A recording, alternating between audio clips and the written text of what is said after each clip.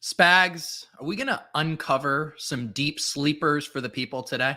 Look, anybody out there, Pete, they could talk about Justin Jefferson. They could talk about these guys everybody knows about. Today, we're digging in on the guys with an ADP of 200 or more on Underdog and telling you which ones we actually want to draft. We're also going to hop into a best Ball Mania draft. $10 million still up top there. Lord knows we got to max it out. So let's do it right after this intro.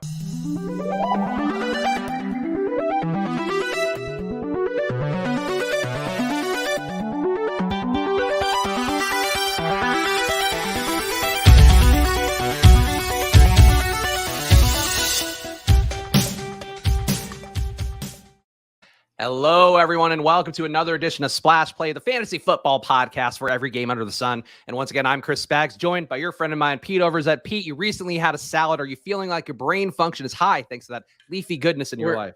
We're still eating the salad here. A busy day as usual. I logged in and see someone already asking me about Breece Hall. Why I like Breece so much with poor Jets offensive line? I actually don't know where you're getting this. I pulled up Brandon Thorne, who does the offensive line rankings for ETR. He has Jets as a top 10 offensive line. So I actually don't know where that's necessarily coming from. He just released this a couple days ago. So top 10. So yeah, I don't think we should be docking the Jets for offensive line. He actually has the Steelers with the worst offensive line in the league. So probably a concern for Najee there if we're doing offensive line talk right after the jump. Oh, yeah, the big offensive line talk. And if you want to get some offensive line talk in your life, go to footballoutsiders.com/subscribe. The data packages are on there. A new homepage update, actually, on footballoutsiders.com today. That took a lot of work on the back end. So go check it out and subscribe on there. Check the data. We have a new data page as well, explaining some of the data points that we curate ourselves on Football Outsiders, including one for offensive line stats, the adjusted line yards. So embrace debate for yourself at the Football Outsiders data page that you can find on the footballoutsiders.com homepage. And Pete, of course, people should be following you at Peter Overzet, following me at Chris Spags, and following at Splash Play Pod, as well as subscribing to the Splash Play channel because the show will be exclusively there starting with NFL Week 1. And Pete, we got a very important NFL Week 1 news item right before the show, or I guess a couple hours before the show. Baker Mayfield officially starting for the Panthers Week 1 against the Browns. At Underdog, currently going at a 194 ADP. I don't think we've drafted a lot of Baker. Also, Matt Corral, the rookie for the Panthers, foot injury, going to be out for the year, it looks like. So Baker Mayfield's job is probably about as safe, Pete, as it's ever been. Is he somebody we've been sleeping on too long, given that we are drafting DJ Moore, drafting Robbie Anderson, drafting Christian McCaffrey, and Baker's gone completely silent? Speak for yourself drafting Robbie Anderson. I don't draft Robbie Anderson. Bob, our former mascot. I know, he was.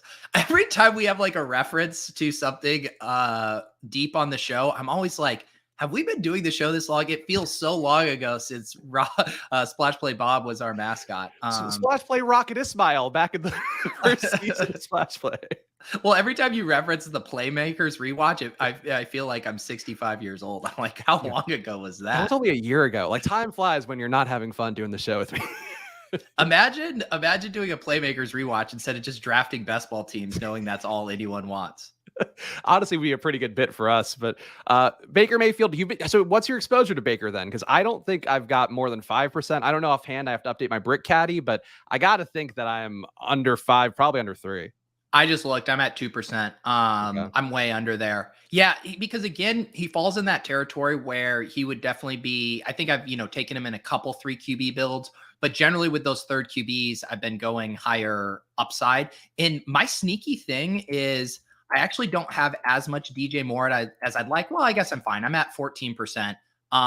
So I haven't ended up with a ton of him. And that was, it just ends up being like a construction thing where I do a lot of 2 QB builds, or when I am doing that third QB, I'm tacking on a Ritter type or someone that has, I think, a little more upside. I think Baker's fine. He just doesn't feel like a league winning type smash pick to me.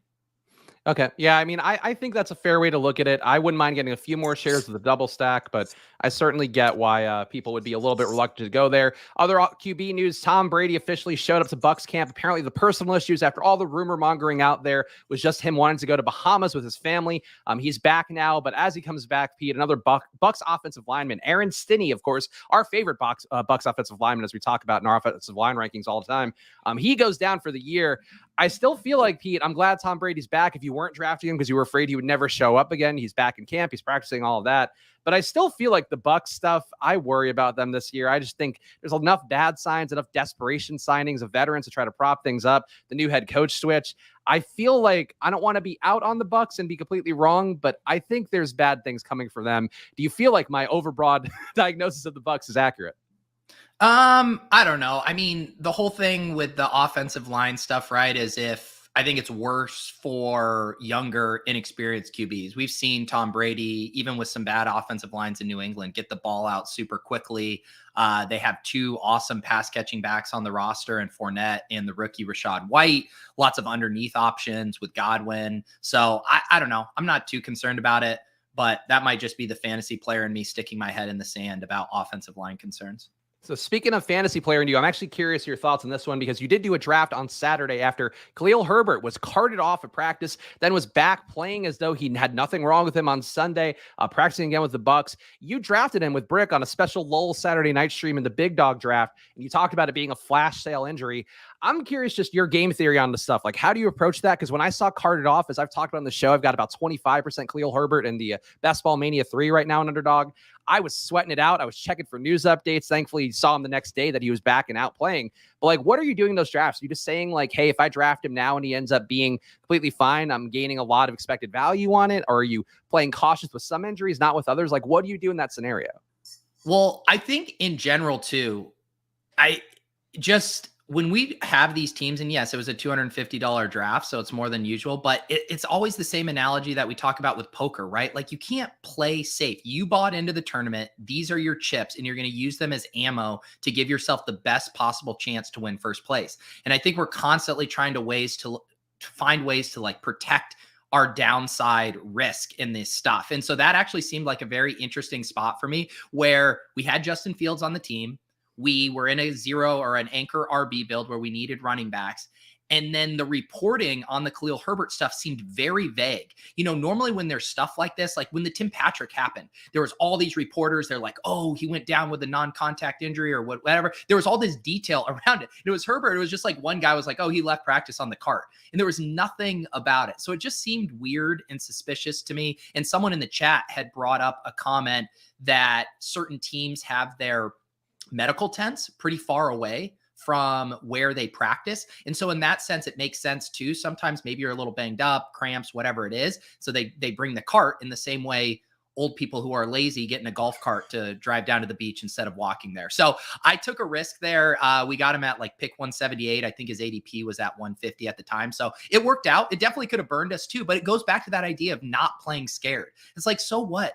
If he's out, we're probably not winning that tournament anyways. Why not, get this window where you're going to get Khalil Herbert at a 3-round discount compared to anyone else drafting in that contest?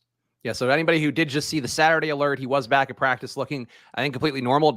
I don't think anything came out about what even happened to him, right? Like, it might have just been that he was a little bit far away and they didn't want to risk him hurting himself walking. I thought I heard cramps, but it might have been something else. Yeah. Yeah, definitely got to be cautious with cramps. So you get it. But yeah, I think your point there is really sound, and one that I would advocate for people that I notice a lot, on DraftKings, you see the Q tags and Underdog as well. Sometimes you'll see a notice and people won't draft a guy. At this point, if you are drafting the right way, if you're drafting for the week 17 wins that we talk about so much, you got to really be taking some flyers on these guys. And if you get Khalil Herbert at a 20 pick ADP discount, just because he was carted off one day and then healthy the next day, that is where your appetite for risk. Maybe you want to be a little more risky than you would go there. And one news item I'm just going to throw in here because I feel like this guy's gotten a lot of buzz. I think CSU Ram drafted him in an online draft yesterday. Isaiah Likely caught 8 balls, 100 yards, and a touchdown. And one interesting preseason note for Baltimore, I think we've talked about both Likely and Huntley as being potentially handcuff plays to the two key Baltimore Ravens of Mark Andrews and Lamar Jackson. If you had to choose one, Pete, Isaiah Likely, Tyler Huntley as your handcuff 18th round best ball back for the Ravens, which guy would you choose? I would choose Likely because there's Likely actually has a path to get on the field without an injury. If they're running a lot of 2 tight end sets, maybe he's just really good. Maybe he helps fill the void of not having a legit wide receiver too. So I could see that more. Whereas Huntley, it's a pure contingent. So he's going to have no fantasy value unless Lamar gets injured. So I think Likely is probably the better play there. All right, so speaking of these deep sleepers here, we promise it's in the thumbnail. And as you guys know, we always deliver on our thumbnail promises. So make sure you hit the like button because it's time to talk about our deep sleepers. And in fact, I think we're going to snake draft it here for 4 rounds, Pete. And you've touted some guys. I'll give people the current top 5 according to Underdog's ADPs. And of course, you can play with us over on Underdog. Use the promo code SPLASH. Double your deposit up to $100. The top 5 guys, Pete, right over at 200 ADP. Trey Sermon right now, 200.4. Will Fuller down to 201.2 Underdog ADP. Donovan Peoples-Jones, 202.6. Mo Alley Cox, 203.2. And your precious Eno Benjamin, who's apparently getting a little bit knocked on the depth chart with some reports that Darrell Williams might get the goal line touches if Connor went down. Eno Benjamin rounds out the top 5 at a 203.3 ADP. Pete, though, you can pick anybody you want. Who is your guy after 200 ADP you'd want as a first overall pick?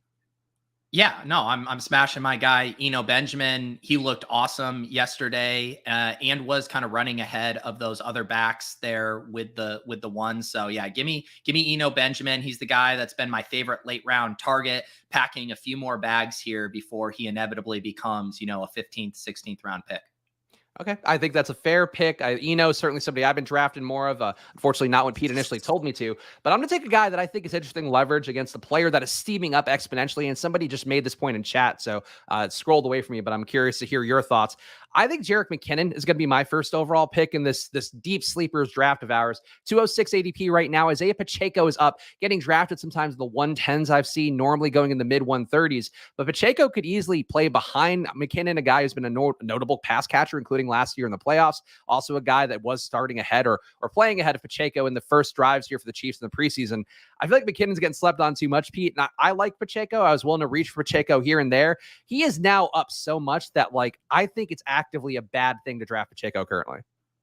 I'm with you. I wanted to grab some Pacheco just because I didn't have any of him super late in a lot of these, drafts. You're not worried. It's not the Tim Patrick situation, or not that one specifically, but it's not one of those situations where everyone has him so much cheaper, in the way I'm starting to think about George Pickens. I have a ton of 15th, 16th round George Pickens, and now drafting him in the 9th or 10th doesn't feel as good. But Pacheco was a different dynamic where most of those teams drafting early in the offseason didn't have him. So I'm not quite as worried about that, but I'm with you. I still have sticker shock with him. And I think the 49ers and the Chiefs are still these backfields we want to be taking stabs on. McKinnon, Rojo, I know he's falling out of favor, but Jeff Wilson, Trey Sermon, there's so much uncertainty, and those guys have so much upside if things break right that I want to keep grabbing those guys. And I'm with you. McKinnon, I'm at 13%.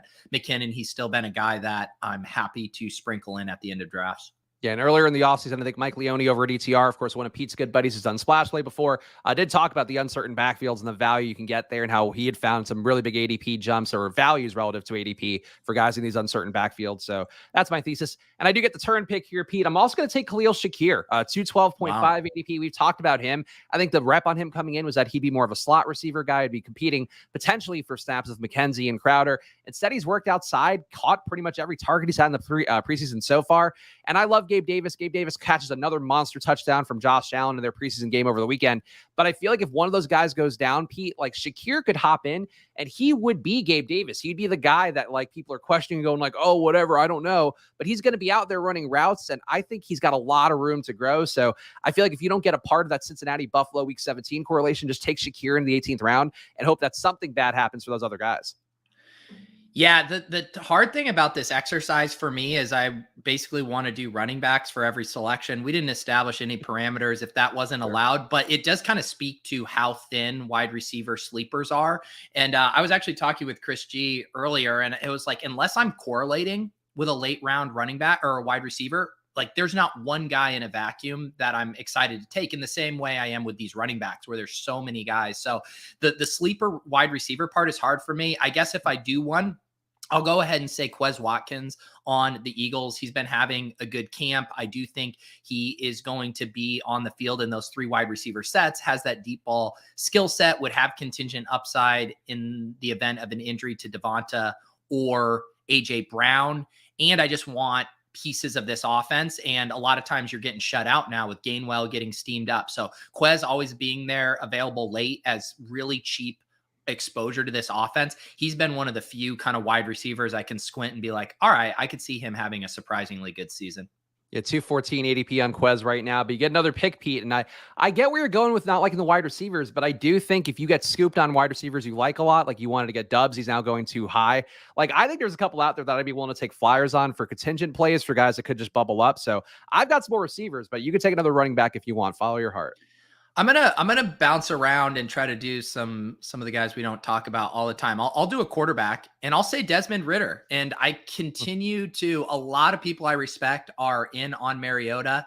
I hear them. I want them to speak their truth. I still find it very unlikely that Mariota will be the quarterback weeks 15 through 17. And I thought Ridder looked pretty good in their first preseason game. He took off running a bunch. I think he could have a pretty massive fantasy ceiling in the playoffs. They also have a pretty nice schedule, of course, culminating with that game against the Cardinals. And so I'm pretty into Ridder as a QB3 and 3 QB builds. I think he could be that kind of guy where a lot of teams don't advance to the playoffs with him because he's not, helping teams advance. But if you're able to sneak him through to either week 16 and 17, and then he comes in and plays really well, to have a unique guy with upside, I'm still pretty in on Ridder. And I think you can make the same case for Malik Willis, but I think Malik Willis probably needs an injury, or Tannehill playing really poorly, where I think there's just a chance they want to see what they have with Ridder by the end of the season regardless. The chat's saying something that I'm thinking when you're talking about this, like Pickett too. Pickett actually looks solid. Pickett's going to start sooner than later. Like, I think I'm surprised that you went Ridder over Pickett. And I know the rushing upside with Ridder definitely seems to be there. That's going to be probably the core part of his weaponry. But I feel like that Pittsburgh stack, Pete, like the way that they bubble up, like Claypool, that he beats his ADP, the way that Deontay Johnson beats his ADP, is probably Pickett starting. So I don't want to pick him here, but I don't know why you wouldn't pick him, pick it. So I was looking at my exposures. I have slightly more Ridder than Pickett, but okay, Pickett's right there with me as the guy I toss in 3 QB builds. And I was doing it a ton with, it would be like when I would get Deontay Johnson or Claypool, and then I would get Pickens in the 15th or 16th. And then anytime I was in a 3 QB build with that situation, I'm always tacking on Pickett there. So yeah, I'm in on it. And he's probably, the thing about Pickett, right, is I guess the weapons are pretty exciting. I guess I'm torn on if he has enough rushing upside to just be a really big smash, or if he could just provide you a solid floor. Like, even thinking of what like Mac Jones did down the stretch last year where he was serviceable. So I'm a little hesitant to say he has the upside to be like a top 10 quarterback in the way I think Ridder could be. All right, so let me take my 2 picks, and you can take your last one. We'll close it out. But the QB I do want to take is Zach Wilson. He's at a 207.8 ADP. We've talked about our love for Garrett Wilson on the show. Pete has been beating the drum for him. Elijah Moore also going to make a jump. Corey Davis, a cheap guy to stack with. Michael Carter, a good running back who I think you can pair with Zach Wilson to feel good about. Zach Wilson went down entirely because of that knee injury, or maybe a little bit of looking not great in the preseason as well, but it was literally a couple series. But I feel like if you're going to draft the Jets receivers early, if you're going to take those guys, Zach Wilson should be going at 207. Like, he was going in the 150s earlier in BBM. It's too good of a value. I think you can still use him in a 2 QB build. So I'll take him there. And Pete, just to speed it up so we can get to the best Ball Mania draft, I think Zach Moss is the other play. 211.8 for me, or underdog on the ADP right now. But I think the move with Zach Moss is that you don't get Singletary, you don't get James Cook. How do those guys fail? It probably means that Zach Moss continued to be forced in like he has been so far this preseason, and actually looked pretty good, looked pretty spry. Looks like he still could get goal line work. So I think there's a lot of outs for you with Zach Moss. So when I don't get any Bills players early on, I sometimes take Moss and Shakir in the 17th and 18th and feel good about it. But do you have any big thoughts on Moss and Wilson, or do you just want to take your last guy? No, I like Moss. We continue to hear more and more rumblings that he's going to have a role this year.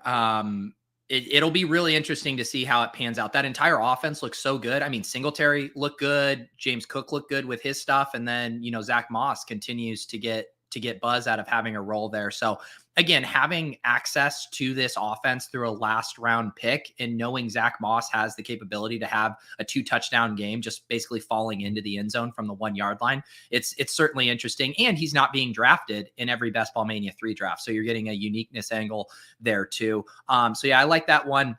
One other guy that I kind of want to draft more that also falls into, I think, a similar thesis is rookie Ravens running back Tyler Beatty.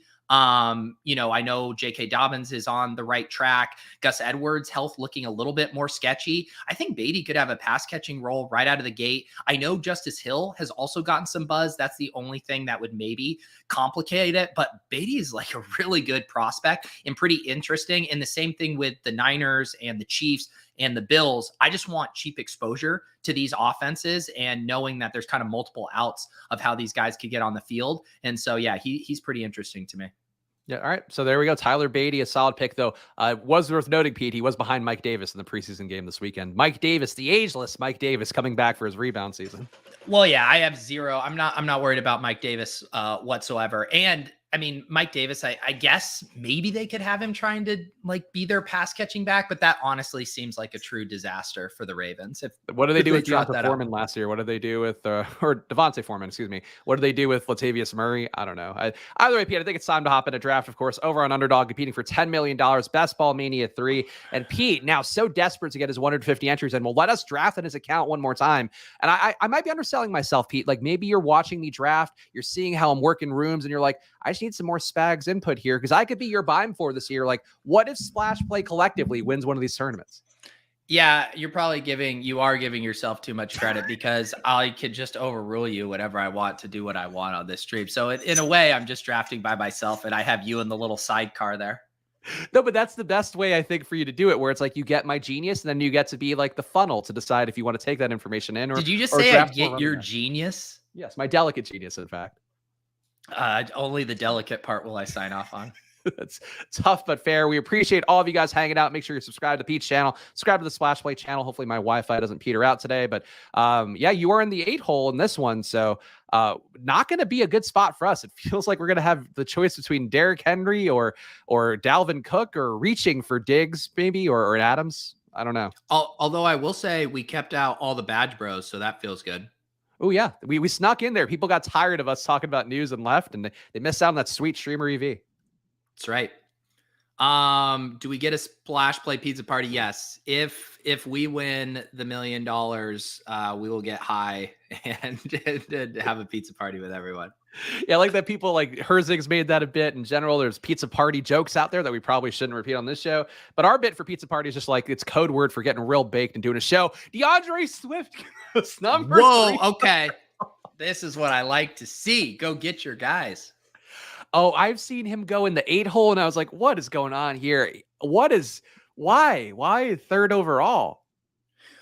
Yeah, I mean, it'll be interesting to see who they take in the 2nd round, because you can make the argument, of a uniqueness angle of like, hey, say you want to get 2 2nd-round picks, and really the only way to do that is to take one of them in the 1st round. So we'll see how unique we think the pairing is with this Swift start.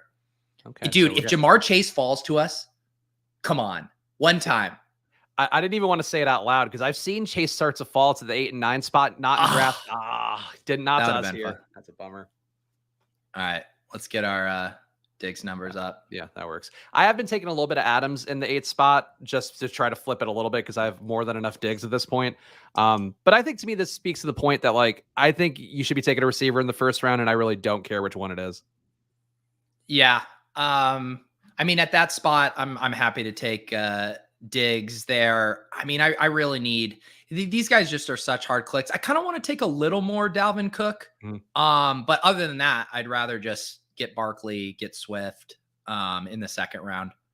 Yeah, Dalvin Cook having the pre-knee injury Todd Gurley season with Kevin O'Connell being the new offensive coordinator, I feel like is in play.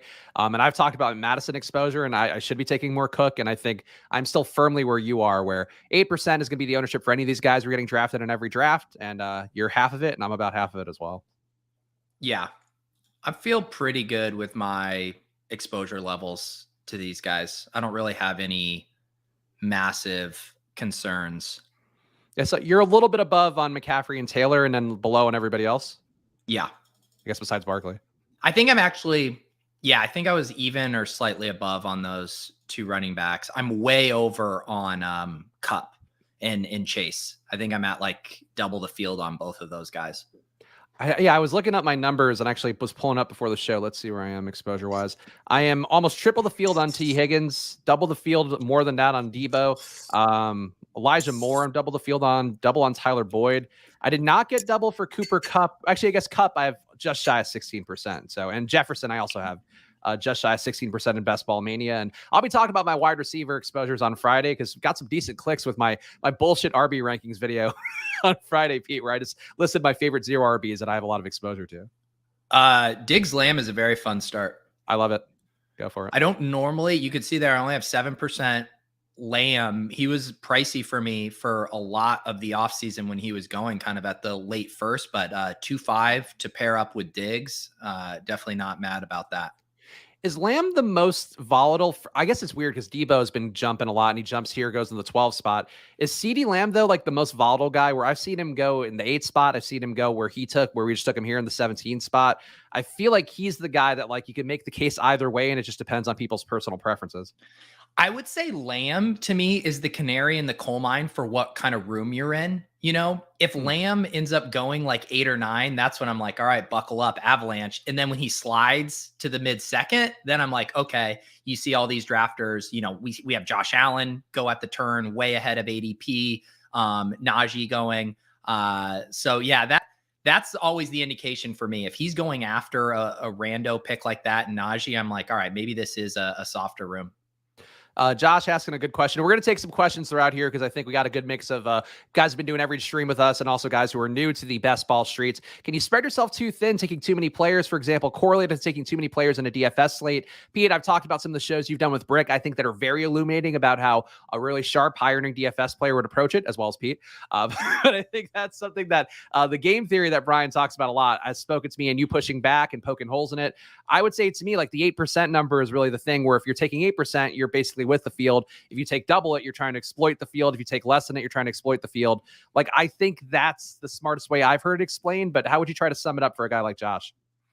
Yeah, for me, I'm trying to draft the best possible team in every unique room I'm in. And so I don't go into a draft saying like, all right, I'm low on Javonte Williams. Like I just saw that I only had 10% Javonte Williams. And I was like, kind of like that to be more 13, 14%. I'd like a little more of him. But that doesn't mean I'm going to go out of my way to draft him at 2, what would this have been? 2.5 here or whatever. Like that's just not how I think about it. And so the way I'm getting exposure to the guys that aren't my guys, like Zeke in my pick this morning, I think I added like my 3rd or 4th share of Zeke in all of these drafts because he slid well past ADP in a room where I hadn't taken a running back yet. So I end up just trying to make the best possible selections and using my favorites to break ties and then getting the guys I don't like at extreme discounts. And I do think I'm probably more on the portfolio side. I've recently, now that ADP has started to firm up even more, I've gotten more aggressive, specifically in like the mid to late rounds of going and getting my guys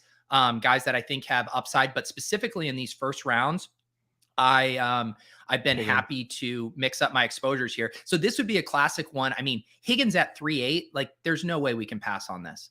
Yeah, I think so. Like I thought you were going to make a case for one of the other guys based on your exposures, but Higgins falling this far does not happen very often on Underdog, even though that's his DraftKings ADP. And this was another example because I thought that too of like, hey, I like DJ Moore, but this is what happened. So Higgins, one of the guys I'm way over on relative to my other exposures, but then I say to myself, how many teams do I have with Diggs, Lamb, and Higgins? Not a lot. And so if I'm getting one of my favorite players in a juiced up combo, I get pretty excited about that. Yeah, the chat's going wild. I do have to call out a super chat that we got earlier from Max saying, let's go. Watching from Hawaii, GM. Pete, I know you always talk about people being on vacation watching the show and how it's a foolish move, but I can't but give enough love to Max for being on a nice beach, having so many options. He could be having a drink out of a coconut right now, and hopefully he's still doing that watching the show, yet he's watching this show. I mean, that's the kind of love that I want to engender from everybody out there. So shout out to Max. Yeah, I assume, Max, you're there with your girlfriend. Please don't, get too much in trouble watching a splash play trip. I was already worried about Davis Maddox's marriage falling apart as he, tried to do fantasy stuff on his honeymoon. You guys, smell the roses a little bit, Max, but thank you for tuning in today. Yeah, mix in some of Donovan's emojis. I think he's doing the splash play version of it, but it could also become, I think we could say that the Donovan's emojis could easily also become. Yeah. I like this room though. I think this is a really nice start to a draft. This feels like a draft that you would have gotten in May, which always speaks to my soul. Yeah, this is a fun one here. I was hoping Waddle would fall to 4-5. I for me, there's a little bit of a tear break after Waddle, but you know what I want to do? And I think I want to rip Gabe Davis. Okay. The unstacked Josh Allen. Josh Allen was reached for heavily in this draft. I think that's a pretty good game theory move, I would say too. Yeah, I just have no problem getting access to this Bills offense even without Allen, and also knowing we have two pretty good stacking options in Dak and Burrow as well that we can do. And I mean, I guess like Judy, you could make a case for, but when I'm looking at that board with Robinson, McLaurin, Gabe, Judy, in a pretty flat tier elsewhere, I can't think of a better pick than Gabe. It's hard to not get excited for Gabe too, and you see him catching 50-yard touchdowns, or he's just like going up and get it, and Josh Allen's willing to throw it to him, and it's the preseason, and like they're not trying to hurt these guys. There's been nothing like I've always been team Gabe. I think we both have been team Gabe. Certainly like to get him in at 70 at some of the early drafts that we had, but even still now, like he's one of those rare guys where he's gone up 30 picks in ADP, and I'm still happy to get him whenever I do. Yeah.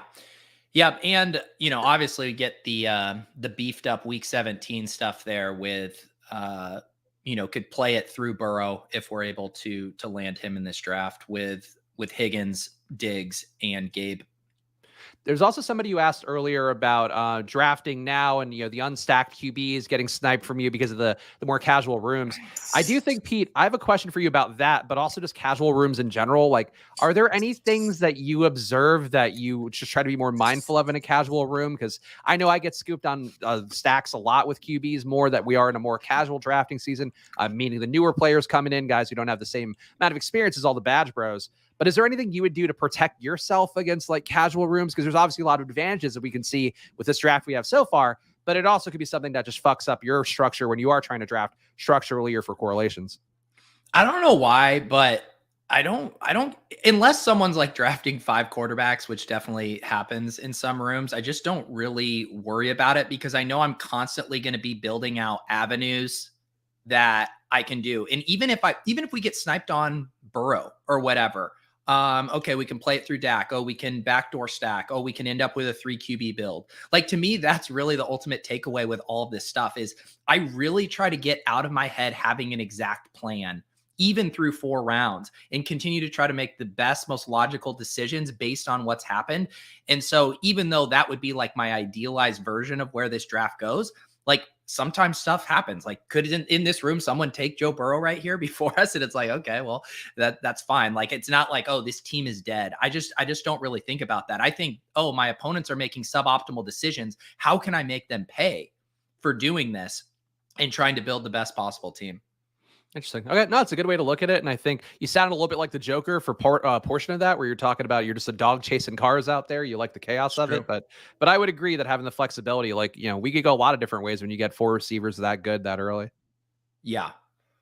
That correct. Bullock is correct. This is the genius Spags influence that we have here. Without him. I was this whole time I was telepathically talking to Cleveland 2021 saying, take DeAndre Swift. He's going to be really good this year. He's not in a timeshare with a guy going in the 170s. Exactly. Let's see what Phil. I mean, I'm going to be happy to smash George Kittle here. I was going to say that. I was hoping you're giving him away. Like you're tipping our picks a little bit here where I'm worried don't one of think these Philip's watching. Okay. Maybe he is. Actually, that's a pretty nice. Yeah, he had the. So we get Kittle again, opens us up toward, we miss out on the Allen double stack with these guys because he was off the board at 2-1. But now we have outs for Lance, for Burrow, and for Dak here, which is nice. This definitely is a team that I've gotten at some point, and I'm curious to see how this is one of the things that Beimfor posted a tweet. Pete, I don't know if you saw this, like talking about the stuff they're trying to build for Spike Week. And it seems like they're getting enough resources to actually build some cool tools. So if you want to give some feedback to Beimfor, go check out Eric Beimfor's Twitter and reply to that and see what you want out of Spike Week's tools. But I do think one of the tools that I'd be curious about is like, can I look up a lineup like kind of like on Fantasy Cruncher where I select Higgins, Gabe, Diggs, whatever, and CeeDee Lamb and just see like how that aligned? Do I have any lineups with those 4 guys? Because that's a really rare start that we got here, and getting the elite tight end too. Like, I love this build. Yeah. I mean, sometimes I worry about the builds that just feel so comfy and cozy and make me happy, and that it's not that unique, but that's just how it goes. See, but that's like, I feel like inherently, if you don't take a running back, you're still getting away from a lot of the comfy, cozy lineups that everybody else feels comfy and cozy with. Yeah. No, I mean the Higgins slide definitely makes this one feel the Lamb and Higgins slide make it feel pretty damn fun. Yeah, Andrews and Pitts going back to back too is not something I feel like I've seen very often either. Yeah. Now, this will be an interesting thought here on if we want to reach for Lance or not. I think if Metcalf or Mooney are on the board, it's a little tougher decision. If those guys are off the board, I think it's pretty easy to take Lance. I love getting Lance. He's my highest exposed QB still. I continue to draft him wherever I can. I reach for him in the 60s sometimes. So I think given that we got Kittle, the shitty part is like we have no chance to get Ayuk, I would think, which would be nice to get that with Kittle.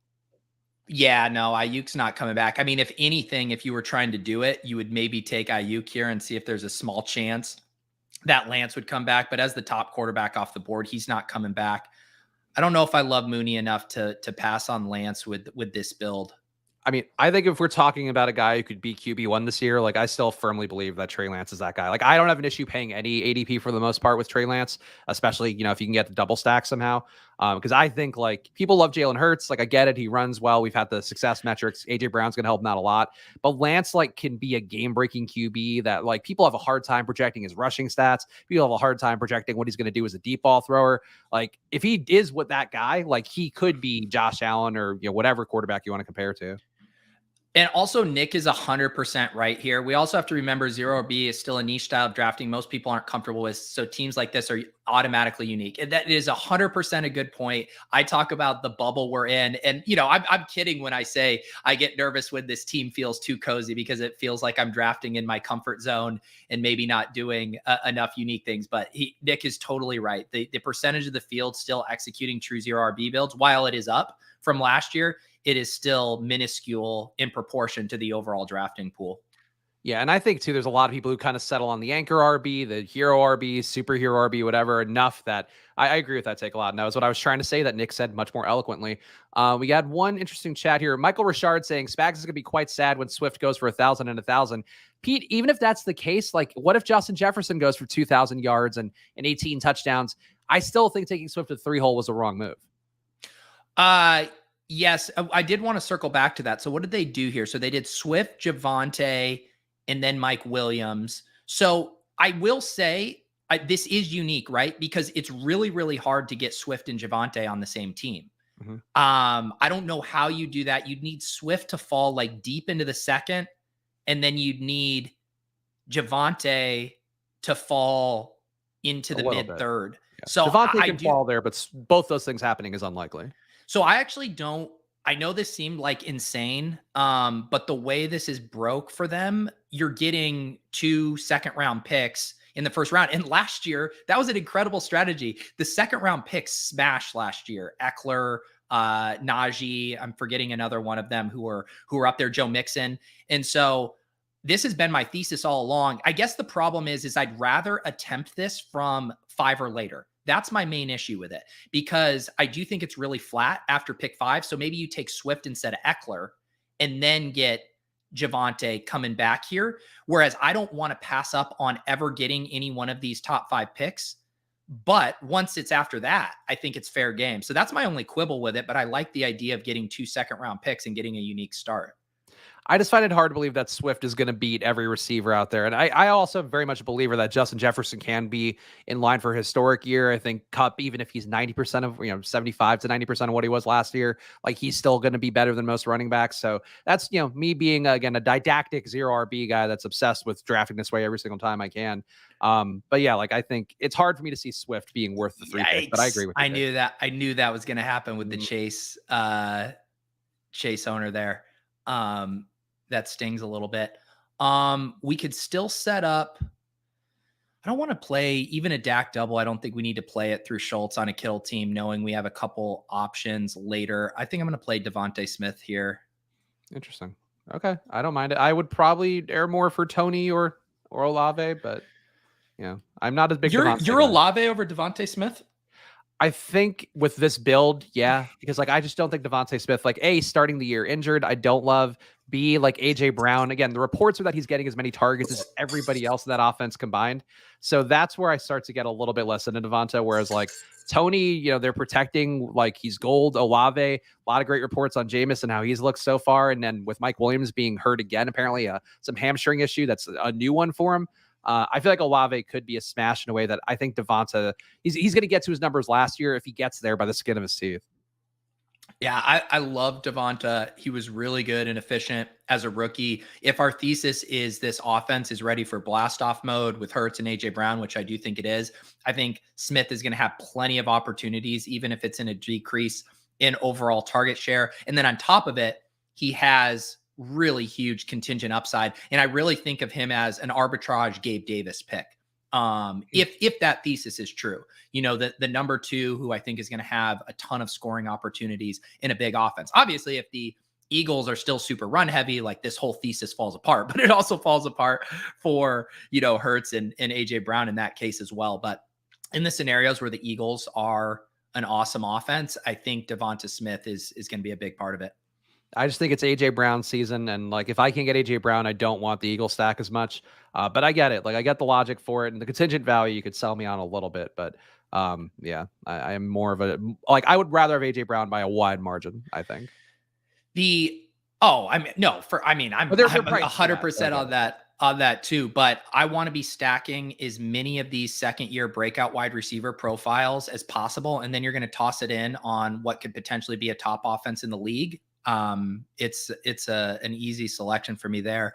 Let's see here. Was there anything else? I think we should probably, I kind of like the idea of just locking up Dak here and being done at quarterback with You're going to talk me to Olave for the reasons we talked about in the bring back, but I think Dak is we're going to have really high QB upside, which as I talked about, I think that's one of my favorite builds, getting the QBs like 6 and 8 in the rounds. Wait till bye week Twitter finds out about this.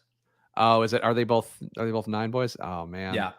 I have not had a lot of Lance Prescott combinations. It's funny when you learn that. Like, I think Lamar and Burrow, I've talked about being one that I've been like, oh, fuck, I now have to draft a third QB. Lance and Dak, I don't get that combination very often, but like, it's a really nice combination to have. Like, we got a lot of versatility down the back end. Yeah, and we'll be able to see, you know, depending on how our team shakes out and if we have a luxury pick for maybe a high upside 3 QB, but we will see how it goes. Talk about being unique though. Because people shy away from the 2 quarterback bye weeks, I would say there are very, very few Trey Lance, Dak Prescott bye weeks. Hayden Winks also just had another article up on the Underdog Network where he was looking at ways to be unique. And another one of his was just taking 2 quarterbacks that go very close to each other in ADP. And I thought that was a good thesis too, of like a lot of people, the second they select a quarterback, they're not normally going right back to it, right? Where you naturally are like, okay, I've used some resources here. I can wait a little bit. So I do like that line of thinking. Yeah, that's honestly why I've gotten a good amount of Lance and Burrow. And whether, honestly, even when Lance is going a little bit later, I would get them together because I feel like they do line up a lot where people don't want to take those 2 guys in a row, but yet you can get the stacks, double stacks, both of them decently easy. At least it used to be before Ayuk started to get steam dupe. Turning Canadian for the show. This team though, running back is going to be tough, but in this room, I feel like this room has not shown me to be particularly sharp with running backs. So I think we might have a really nice 0 RB room. Yeah, I don't even know if I'm looking at running backs yet. You have talked about being willing to draft 7 receivers and then start spamming running backs. And I have to say, I've done that build a few times, and boy, those feel like God mode teams when you do that. Yeah, I'm not passing on MVS or Burks here. I'll tell you that much. I like Burks. I mean, especially because we have Dallas now. I think Burks would make sense, but you know, Woods could also make sense. I would rather have Burks, but my only thing I'm probably going to take MVS here because MVS does not slide as much. And I do really think Burks, they made the decision for us. Burks, I think, is just going to continue to slide because he continues to have bad reports and people are so scared about it. So I think we could start to get, Burks after pick 110 if this kind of preseason trend continues. But like you said, with our Dallas build already, definitely makes sense there. It's a nice little team we got going here. And Pete, what's the schedule for you going on? Because I feel like you've been streaming every night that I've opened my YouTube app. So are you still doing FFPC drafts, or is that part of the season done now? No, now, yeah, we have a draft on Wednesday night, main event draft, and on Thursday night with Davis. So yes, we're still we're in busy season. Is Davis still on his honeymoon doing this one, or is he actually back in the mainland? Davis is back in the mainland. Okay, back in the mainland. That would have been funny though if he had to go from like his all-inclusive dinner to come to a stream with you guys, because that's the kind of vibe that I look for on Chip Chasing. Yeah, of course. I mean, it would have Davis tapping in from the honeymoon in a floral polo shirt would have been everything I need. Do you think you're going to hit your 150? Yeah. Like, but you're like, there's no way you would just go like, fine, I'm fine with 145. Because I think it was Eagles I saw on Twitter. It's like, I might do 100 and be done, which I feel like if you get to 100, I don't know how you don't get to 150. If I was legitimately worried about getting, I would just enter a bunch of the slow drafts to get me there. There's no way I'm not maxing BBM3. I have just been trying to do them all fast drafts. Yeah, no, I firmly agree with that one. DeAndre Swift at 3, Josh Allen at 13. That shit ain't happening in a slow draft. Yeah, that's a good point. That's a real reach of a pick, given that Josh Allen falls to like the start of the 4th sometimes.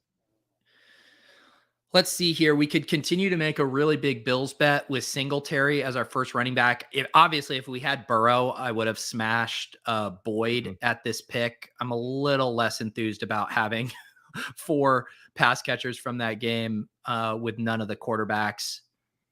If he goes Singletary here, okay, he doesn't. I'm happy to grab Singletary. Yeah, Singletary is still one of my highest exposed running backs. Been trying to take Zach Moss for that reason, as we talked about earlier, where if you get enough Singletary, I think you'd start to look around a little bit. But Singletary, to me, like Cook looked great in that game. Like, it's really hard to undersell how fantastic Cooks look. If you search on Twitter for like the full highlight reel of all his touches, he looks like a monster. But Singletary is like also good enough that I think there's ways for both these guys to get there. I wouldn't draft them on the same team, but if like Moss doesn't get there, like Singletary and Cook probably did. Yeah, and the other nice thing in this true zero RB build where we took our first running back in the 10th, Devin Singletary is a guy that can get you off to a fast start. Specifically if James Cook is a little slower to come along as the rookie. I've started taking some Rashad Penny in these early. I think I took Rashad Penny on my draft this morning with that same idea too of like, some of these backs are going to get you off to really fast starts, which is nice. Shout out to Sammy, of course, the Buffalo War Pigs in the chat, Pete. Sammy, one of our most frequent commenters as well. Are you afraid of the Buffalo War Pigs coming across one of your teams in Best Ball Mania? No, I love Sammy. Sammy always brings great energy, says things like, I love you, motherfuckers. So, no, we love Sammy. And this Christopher guy, Spags is high strung. I mean, maybe a high energy, I would say, more than high strung. Yeah. Got to keep the vibes up, Pete. I talked to Pete before the show, so I hurt my foot. Pete, the injury I technically have right now is turf toe. You know how I got turf toe? Walking around. Wait, you legitimately have turf toe? Yes. I got turf toe walking up flights of stairs. Like, I walked up 40 flights of stairs according to my Apple Watch over a time period after I hurt my foot walking around in Chucks and Javianas when I was in Ocean City. So... This is the joys of being in your late 30s, Pete, and being a father. If you are in a 3-story house, is that you just get injuries and get athlete injuries from taking care of your child and existing. So how do you beat this turf toe disease? If it apparently will get better in a few days, then I just have to be careful to not do flexion. But every time like my toe goes like this, like I always made fun of turf toe, or like, mentally was like, turf toe, this guy. Now that I've experienced it, it is honestly like I've broken my wrist in 8 spots once and had to get surgery and get wires put in. This injury to my foot also tore my Achilles tendon at one point. This turf toe is more painful than those 2 injuries. Yeah, I've heard horror stories from it. It sounds absolutely brutal. I feel like our chat, I feel like this stream has found other people with just takes wildly different than ours. Someone has a take Devin Singletary going before Brian Robinson is comical. Robinson is a total monster. Wow. Robinson getting a lot of hype, but boy, he is just a through the tackles runner that if that game script doesn't go their way, he is going to be deeply screwed. Sorry, I didn't even discuss that pick because it was such a smash for us in this build. No, that's fine. Look, I think you're drafting a nice team. I'm happy to have 50% of this team, Pete. I don't know if you've been labeling them. I've labeled all of our teams. I actually went back. This is how much of a degenerate I am. I went back through all of my teams and started to label ones that I think are like interesting and kind of good. But I differentiated them so I know which ones are from the show and which ones are just my personal fun boy builds. No, I get stressed out if I go. I think I had, oh, maybe it was like a week ago. I had to relabel like 11 of my BBM3 teams just from my night drafts because that's my normal. I do one at night, and I was like, God damn it, this is gonna be such a chore to label all these. It's a good question by Matt. Am I going to be ready by week 1? I don't know. I'm doing the best I can to make sure that we're good for the transition over to the Splash Play YouTube channel. And of course, you can subscribe to the Splash Play YouTube channel at youtube.com/C/SplashPlayPod. And if you're a podcast listener, which we still have a lot of, we don't talk about that on YouTube as much, but go check out the Apple Podcast feed. And if you're only listening to the podcast version, make sure to check out the video because you're missing looking at me and Pete, seeing Pete's titties from time to time. I mean, boy, how could you beat this YouTube experience? It's an incredible YouTube experience. You have to catch us live. Donovan, this is a good one. More rushing attempts per game this season, Hurts or Lance? I mean, maybe there's a projection bro in the chat who can shine some light on this. To me, this feels like even money here. Do you have a strong lean on who rushes more? Oh, God, I do feel like it'd be really close. I think Lance can win more. Like, they're going to let him throw the ball deep, but I think that Hurts, they're going to try to force him towards rushing more. So I'd probably take Lance as the favorite in that bet, or Hurts rather as a favorite in that bet. But I think like they're both going to run. They're going to run at a level, Pete, that I think nobody besides Lamar has run historically. Yeah. I think, yeah, I'm so excited about both of those guys from a rushing perspective, and we will take whichever running back Pius does not take here. Yeah, Rashad White, worth pointing out, as was noted in the Fantasy Life newsletter, of course, where Pete does a great job. If you can't keep up with all the news on the Athletic, the ESPNs of the world, just read Fantasy Life and he's got you covered. But did talk about Rashad White being the 1B running back, it looks like, moving ahead in the preseason depth charts. And that makes me feel good, Pete, because I was a little worried about him being 4th on the depth chart. And I think it's one of those things where like you can't overreact too much to the preseason depth chart stuff. But when guys are running with starters, guys are running right behind Leonard Fournette, I feel like you start to get really nice sensations for your high shares of Rashad White that I know we both have, I think, over 20%. You had me at the word nice sensations. I think there was one point where you said something risque as well. I didn't make a joke of it because I just don't want to get bonked on this very serious show of ours. No, I appreciate that. Yeah, we're doing good on the bonk stuff. We've flown close to the sun. Did you see so there's this guy who's a Club Top Shot fan, and he's done these American Doll bits for us where he dresses us up as American dolls. And I got to show you the one that he made for me most recently because Bonk makes an appearance. He gave me a flotation device with the word Bonk next to it. Wow. Is this for sale now in the Peter Overzet store? You know, I wish. I would love to have this doll behind me. I got my Fantasy Life fedora, my randomizer skateboard, 0RB shirt, and week 17 correlation doll. Absolutely beautiful work here by Medicine Skulls. I got to say, I appreciate, I talk about a lot. I love the Splash Play community, love the people who are here every day watching shows with us. Why is everybody else in your world so talented? And our audience gives us clips that were like just cobbled together, like putting a cassette tape with a razor blade. And yet you have people making graphics of American Boy dolls. Like, what is going on? Wow. I mean, Spags just really throwing the Splash Play audience under the bus here. Spags just said, I want an American Boy doll. Wow, Spags. I'm here every day with iconic looks. You could have, oh, look, he's got like a fun Italian hat. Oh, he's got like a fucking, I have accessories. Sorry, Harv. Goodness. There was once like this Barstool Lego kid who was like looking for clout by making like Barstool like sets or whatever. And that was after I left, and I'm like, this motherfucker's not gonna put me in a set because I'm not there anymore. And it bothers me. I want to be, can somebody make a fake toy for me somewhere? Even if it's a sex toy. I don't care. Basically what Spags is saying is he wants a super fan to make Spags related fan art about him all day to validate his self-worth. Make it anime style, make it cute like the Tweak and Craig episode of South Park. I don't care. I just want to have like a little created avatar somewhere. All right, let's see here. I'm getting this. We know we actually have a good draft going. Look at these. I mean, we're gonna take one of these guys. I want Tyler it to Algier. be. Is it time for you to worry about Tyler Algier? You should probably worry about your Tyler Algier exposure. But it's still week 17. Like, you're playing worlds where Desmond Ritter's out there. You think Desmond Ritter's handing off to Cordell Patterson? No, he's probably handing off to Algier. I'll happily scoop Michael Carter there at 152. Hmm. Back-to-back drafts today, grabbing Michael Carter on non-Breece Hall teams. Which I like. I mean, there's certainly Breece Hall's looked fantastic from the preseason, the camp stuff, all of the videos that are out there. But Carter's still like good and should be a good pass game back. No. That's the brand now. This is my differentiation point. This little guy.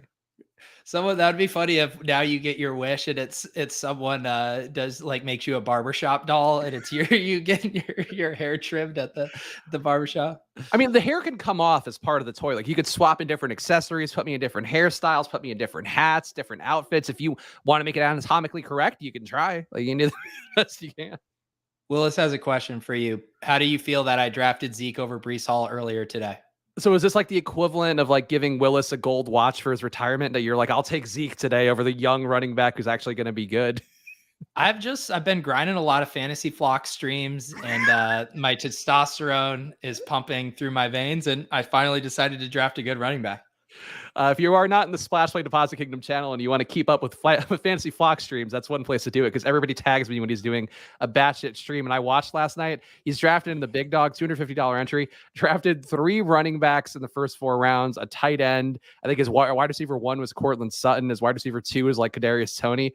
I don't know. I don't know what's going on over there, man, but it's a scary place in the fantasy flock streams. It's a very scary place. Boy, a lot of viewers, lots of people. This is an interesting spot here. Running back or tight end. I never really mind Herbert, just because I think the value's there, and we don't have any Detroit yet. After our scare, our Herbert scare. Yeah, I mean, like, I'm gonna keep buying in now. I didn't know you were under 10% on Herbert, because I am much heavier on Herbert. Aren't you at like 30% Herbert? But 25% in Best Ball Mania. Did you catch news of the Herbert cart thing? Did you start hyperventilating before you found out he was okay? I was searching Twitter. I actually saw a tweet from our pal Rupesh that I didn't see in the timeline. Rupesh, one of our low ball guests last year. He tweeted something about looking for Khalil Herbert news, and I was like, yeah, this is everybody out there. So I was searching everything Sunday morning, then saw the tweets going off, and you tweeting about how you got good value on it with the flash sale on Khalil Herbert. But I will say my life flashed before my eyes a little bit. Like, he is Tyler Algier and Naheem Hines. If one of those guys goes down, my portfolio looks substantially worse. Yeah, you're starting to realize why some of us smooth out our exposures a little bit. Well, I feel like 3x, like, I felt like, to me, 24% was the cap I've gone for. Like, I'm willing to go 3x the field on 0 RB guys, or like Tyler Algier, in the hopes that he would kind of gain in terms of ADP. And look, I made my stands, and now it's too late to dig out of him at this point. Do you know the player? So you'd be able to survive a Herbert or Hines stuff in your portfolio. Like, I was thinking about one of my highest owned guys that would just sting so much is T. Higgins, because I have him with all of those early start teams. So you'd be torching CMC, JT, Jefferson, all my teams that have Higgins at the 2-3 turn. That's the guy that I'm most exposed to, that I feel would just like legitimately wipe out a fourth of my portfolio. Yeah, that's exactly where I am with Higgins. I'm at 22.3% of Higgins right now in Best Ball Mania. Probably a lot more if I were to encapsulate the puppy entries as well. But, like a star receiver, like, at least I'm building my teams for receiver upside. But if like a 0 RB star for me goes down, like, I use the term star pretty loosely. If one of those guys goes down, though, like, a lot of my portfolio starts to sink, I think, as a result of the way I've drafted for months now. Yeah. We might get wiped out on this tight end tier here. I was thinking about grabbing Henry or Everett with that pick versus Herbert. I thought it was close. Thought maybe one of the tight ends would come back, but they're getting wiped out. So I guess we could probably take McKinnon later, and then also take Dulcich, who, like, a lot of good signs for Dulcich in terms of how much Alberto is playing and being treated like he doesn't fucking matter. Yeah, dude. We talked to a Denver beat reporter on the Sirius XM show last night, and combined with his comments saying how the team wants Dulcich to be the guy, to how they were using Alberto in preseason. I mean, it's pretty nuts. I say we get our other 49er here and grab TDP. You could do Zamir White for the bring back on Kittle. Yeah, we could. I guess we GDP could falls still. enough. Yeah, good call. I like Zamir White. Like I still think Josh Jacobs is probably safe, but if we're again targeting week 17, like Zamir White, they clearly want to give some run to. It's probably not the same as like the Dulcet situation we're just talking about, but Zamir White being there week 17 would not surprise me one bit. No, I just like it would have been fun to get a little bit more exposure to the 49ers, but we could also do that with Jeff Wilson or Sermon later too. So I think that was a good call to go White. Or Danny Gray. Danny Gray is still popping off every week and ungodly fast. So my only thing about that is I don't think we're going to have that. So we have 3 more picks and one's going to be a tight end. And to me, this feels like a 7 running back build. Yeah. I've been getting more 2.772s lately, and I feel okay about them. I prefer a 2.682, but I think the 2.772 does feel a little more secure for a really pure 10th round 0 RB start. What are we looking at here with tight end? I could see, I think Hurst is fine with this build too. Basically playing that as a week 17 shootout without both the quarterbacks and then still having our big bets on the Dallas Tennessee game and San Francisco Vegas game, basically being concentrated across 3 games. So you're definitely not going to take a third QB then just to get somebody who's not on bye for week 9. I think I'm going to raw dog it. I think we don't have the luxury now. I guess you could maybe sacrifice the 6th running back, but I'd rather just play this as this team is just such an ultimate smash that we're able to sacrifice the 20 points or whatever that we're going to lose in week 9. That's good. I'm glad to know, because I feel like you've said before that that's the one onesie position that you would be willing to take a third player just in case that lines up. But now we know where your lines go, and I think that's important for people out there to know. Like if Pete's doing something, try to keep that in mind as you're doing your drafts. Yeah. I mean, I trust me, I do not want to make a habit out of it, but I'm not going to draft. Like, I'm not going to sacrifice the structure in my other positions of weakness just to capture 20 points for that week. I'd rather just say, this is the super team. It blows it out of the water. And if not, then so be it. Then I go to, it's one of my 149 bullets. But I do like Hayden Hurst here. Yeah, I agree. Hayden Hurst, I think, like there was a period where he was going entirely undrafted early in the preseason, then he was going too high, and now he's settled in at a range where, like, I think he's as good as like a play as Higbee or Everett or those guys. Like, this could be the best year of Hurst's career, and it wouldn't be shocking. And the other thing for me too is, like, if we were to take a quarterback, like, I'd want to take Malik Willis, but is Malik Willis going to be starting by week 9 anyways? Probably not. Yeah. I want to get more Pickett down the home stretch. Yeah. Like and we said that in the top part. And if you missed the early part of the stream, check it out. We talked about some of our deep sleepers, but like Pickett's looked really good in the preseason. And I was, kind of afraid that he would come in and be gun shy or whatever. After watching a lot of his college tape again, because of the USC guys that have been recruited over from Pittsburgh. But like Pickett is looking like he's the best QB, and like he would be the guy who makes that offense like sing in a way that they would not with Mitch Trubisky. And it's really exciting, I think, if you have Pickett and gotten some shares. Well, it's exciting for the whole offense. I mean, Johnson, Claypool, Freiermuth, Pickens, like even Harris, man, because I was talking about this on the radio show last night too, about my concerns with Najee Harris in the paths to him being like a top overall running back. I mean, if that offense is really good, like that's his path. They have so many red zone trips that he's just getting a ton of goal line carries. I mean, Pickett could make that offense incredibly fun. Yeah, and he's been in college, was certainly a deep ball thrower. And it's weird because like last year, I think we were all so excited about the rookie QBs and they all were disappointments to some level. I guess maybe besides Davis Mills, but nobody was really touting him coming in. That I think people kind of got shell shocked by that. And this year it's like Pickett's been there and he was a good college thrower and had the little hands thing that made it easy to make fun of him and all that stuff. But like he's as talented as anybody who was drafted last year for the most part, I would say.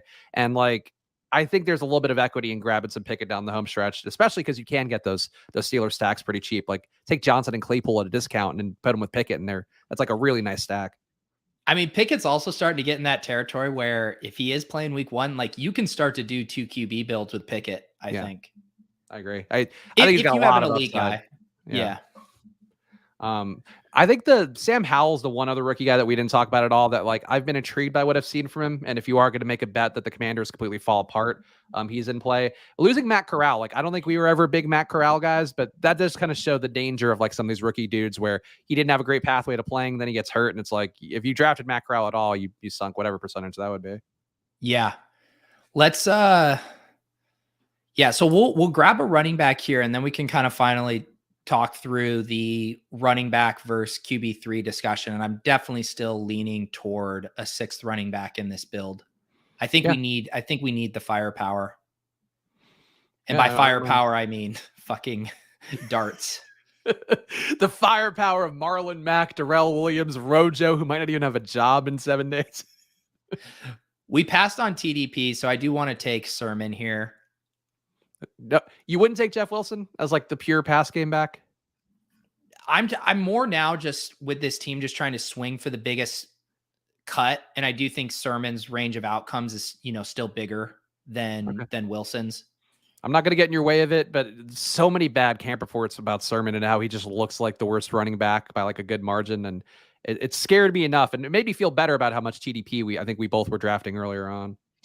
Yeah, and Kyle brings up a good point that JaMychal Hasty's actually been kind of playing as the pass catching back. At least that's what their preseason. Well, that's because Wilson's been out with personal stuff, though.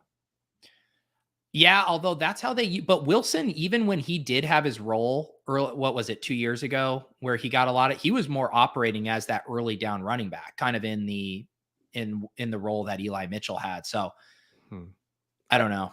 The whole offense is wide open.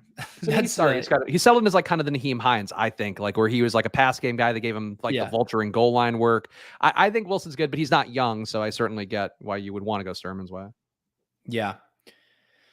So, the question now here is like, even if we did, because to make this work, we need a quarterback that we think can help us in the fantasy playoffs and also cover this bye. And I just don't know if that, I guess Zach Wilson would be it. We took Carter. I think that if you did do the quarterback, we can wait on Zach Wilson's injury return to cover us, but it still feels like the condom play, considering this is a very true 0 RB build where we need as many bullets as possible to kind of survive the season with enough points to get us to the playoffs. I think we got a good, like the top 4 running backs, I think are pretty good floor running backs where like those guys will be getting some amount of touches, whatever amount it'll be, we'll see. So like, I wouldn't mind skipping the running back and just making sure we get QB points, but I know the way you're thinking. So it's your entry. It's on your account. So you make the choice. It's really, I mean, Eno's like my favorite player. Yeah. You know what? Eno's my favorite player. Nothing would bring me more joy than to topple the big bye week industrial complex with a team making it super. The amount of brains that would be broken with 2 quarterbacks with the same bye week making it deep is just too much for me to pass up. And I do really feel like we need more running back options here. So we're going to go with the 2-7-7-2 and torch our week 9 scoring. It'll be funny when like we don't make it to the next round by 18 points that Zach Wilson scores week 9. Yeah, exactly. We'll be able to go back and look at that as the kiss of death. And then also, like, of course, when the Jets Seattle game goes off in week 17, as we all know is going to happen, and then he would have outscored Dak and Trey Lance, boy, you'll be ruined that day. Exactly. Good team, though. I like this build. I think this is not the kind of teams we've been drafting on stream lately, where we're getting scooped by everybody doing 0 RB builds. And this team, lots of value, strong team. Yeah. I like this team. It's pretty fun. I was starting to wonder because Gallup slid. He ended up going 1 pick before us. I was wondering if we would have liked the 2v2s on passing on Tolbert, but Tolbert had slid too. So I don't think there was anything wrong with that. The only part of the draft that really stung was that Burrow snipe, because Burrow would have set up pretty well to get Burrow along with Boyd. Then we would have had the big Bills bring back in that game, and then we could have just played Dallas through a Lamb Burks mini. That's the only one that stung there. Yeah, I would agree. And yeah, getting the bye week back because of Burrow and Lance being on different buys would have been nice. But hey, look, I think this is a good team. Hopefully it shows you guys what you could be doing out there. If you play along with us on Underdog, use the promo code SPLASH. They'll double your deposit up to $100. Of course, a lot of entries still to go around in Best Ball Mania. I think they released another Pomeranian too, right? Another smaller attorney. Yeah, they did. That's I believe it's only fast drafts, $3, 15 max. Yeah. Yeah, 15 max, 20K to first. So a nice tournament to jump into for yourself on Underdog right now if you don't want to spend the big bucks on a Best Ball Mania entry. But make sure you follow at Peter Overzet, follow at Chris Spags, follow at Splash Play Pod. Go over to the Splash Play YouTube channel because starting in week 1 of the NFL season, this show, everything we do on Splash Play will be over there. So go subscribe now, get in the hunt, and of course, check out that stuff. Pete, schedule for you coming up here. Give it to the people one more time. What do I have? So tomorrow on Club Top Shot, we're going to do a big NFL all day show. We're having the director of marketing, Dave Feldman from Dapper and All Day, come on. Gary Hartman from Establish the Run, who's super into the collectible stuff. So yeah, I'm starting to get excited about all day. Some of the moments there this NFL season, it seems like it's going to be smooth, is kind of what it's feeling like. So excited to check that out. And then, yeah, I think I'm going to be doing, I'm going to find a time this week with Bime4 to do a draft. It's coming up on the year anniversary of our Best Ball Mania team that we drafted last year. So you can keep an eye out for that as well. There you go. Lots of great stuff coming up here. Pete and I will be back on Thursday. Of course, do another show together, so come check that out. But follow at Splash Play Pod, follow at Peter Overzet, follow at Chris Spags. We'll see you guys in a few days. Enjoy your weeks. Good luck. Bye.